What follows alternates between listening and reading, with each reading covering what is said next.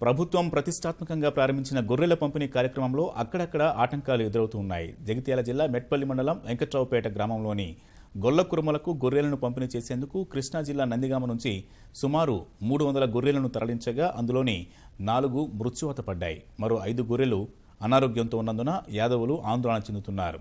అనారోగ్య గొర్రెల్ని అందిస్తే వాటిని తాము చికిత్స చేయించుకోలేమని స్పష్టం చేస్తున్నారు. ప్రభుత్వ విధానం బాగున్నా దళారుల కారణంగా తాము నష్టపోతున్నామని వారు ఆవేదన వ్యక్తం చేస్తున్నారు.